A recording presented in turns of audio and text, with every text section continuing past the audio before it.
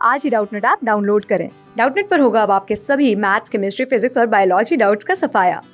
बस अपने क्वेश्चन की फोटो खींचो, उसे क्रॉप करो और तुरंत वीडियो सोल्यूशन पाओ। Download now. हेलो साथियों, आज का अपना प्रश्न है ए कोमा बी कोमा सी और डी की वर्तमान आयु का योग 96 वर्ष है। बी की वर्तमान आयु क्या है?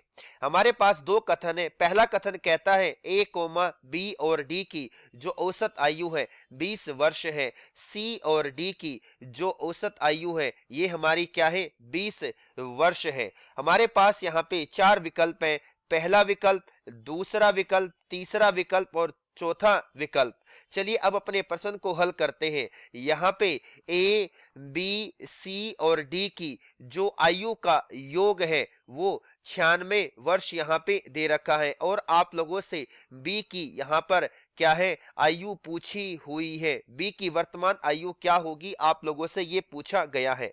अगर मैं कथन पहले की तरफ चलता हूं जिसके अंदर कहता क्या है कि ए, बी और जो डी की औसत आयु है, औसत आयु यानी कि यहां पर जो ए, बी और डी की जो औसत आयु है वो 20 वर्ष है और इसको हम ऐसे लिख सकते हैं। इससे हमें पता चलता है कि ए, बी और डी का जो कुल योग है वो कितना है? 60 वर्ष है। कितना है? 60 वर्ष है। अगर मैं अपने दूसरे कथन की तरफ चलता हूं जिसमें कहता है सी और डी की जो औसत आयु है वो आप लोगों की यहां पर 20 वर्ष दे रखी है, यानी कि सी और डी का जो कुल आयु है, उनकी कुल आयु का जो योग है वो कितना है?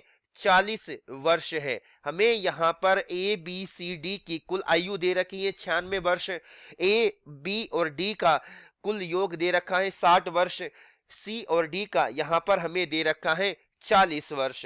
अगर मैं यहाँ पर आगे करना चाहूं, जैसे कि यहाँ पर सी और डी है, तो मैं पहले ये जो इसको मैं पहला समीकरण मान लेता हूं, इसके अंदर रखते हैं, यानी कि ए जमा में बी जमा में सी जमा में डी और ये क्या है? 96 वर्ष। और यहाँ पर ए जमा में बी, सी और डी की कितनी है? 40 वर्ष है। कितनी है? 40 वर्ष है। तो यहां से पता चला कि ए, बी की जो आयु का योग है वो हमारा कितना निकल कर आ गया?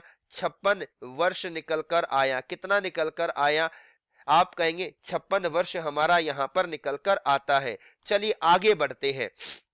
ए और बी की तो हमारे पास यहाँ पे 56 वर्ष आ गई है, लेकिन यहाँ पे सी और डी की कितनी है?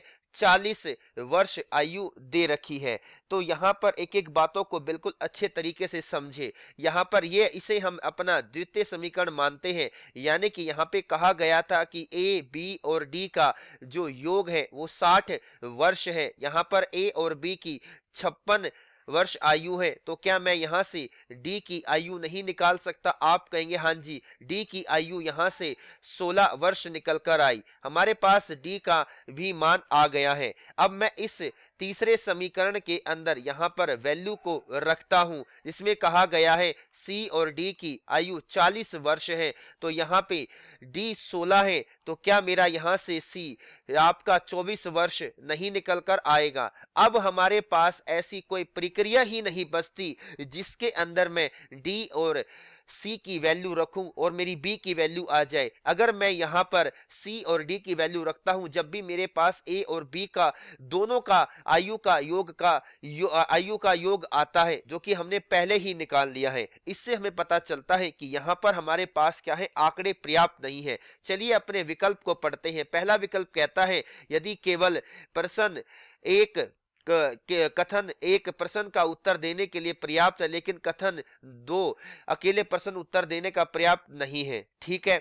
यदि केवल कथन द्वितीय प्रश्न का उत्तर देने के लिए पर्याप्त है, लेकिन कथन प्रथम अकेले प्रश्न का उत्तर देने के लिए पर्याप्त नहीं है। यदि कथन प्रथम और द्वितीय मिलकर प्रश्न का उत्तर देने के लिए आवश्यक है। यदि कथन प्रथम और द्वितीय मिलकर प्रश्न का उत्तर देने में समर्थ नहीं है, क्योंकि हमारे पास यहाँ क्या है? आंकड़े अपर्याप्त नहीं है। हमें पहले पता चल गया उत्तर प्राप्त करने के लिए अधिक आंकड़ों की आवश्यकता है। बिल्कुल यही हमारा क्या रहेगा? बिल्कुल सही रहेगा। यानी कि इस प्रश्न का जो उत्तर है वो क्या है?